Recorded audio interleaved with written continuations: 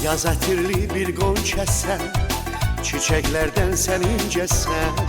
Nurlu aydın al səhərsən, ay ulduzlu bir gecəsən.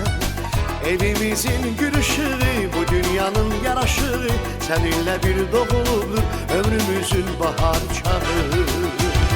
Bir mələksən, gözündə bal şəkər var, hər sözündə mənim iki güneşim var. Bir güneşsən sən özündə, bir mələksən, gözündə bal şəkər var, hər sözündə mənim iki güneşim var. Bir güneşsən sən özündə.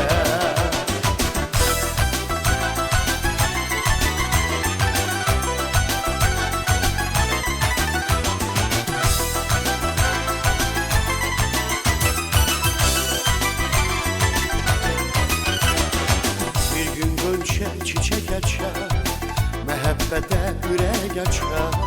Gerçek olar arzularım, qəlbimdə min dilək açar. Mənim ömrüm gülüm qonçə, Gülüstandan gülüm qonçə. Sən xoşbəxt ol bu dünyada, mən sevinim gülüm qonçə.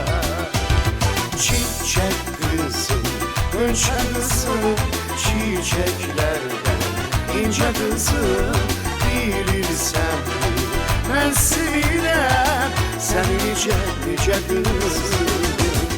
Çiçək qızım, qönçə qızım, çiçəklərdən incə qızım, bilirsən mi? Mən sevinəm səni necə qızım.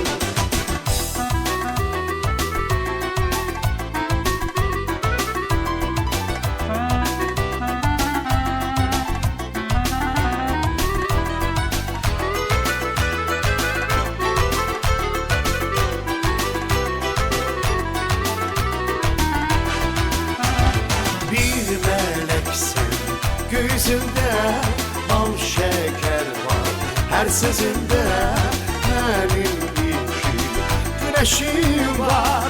Bir güneşsən sən özündə, çiçək qızım, qönçə qızım, çiçəklərdən incə qızım, bilirsən mi?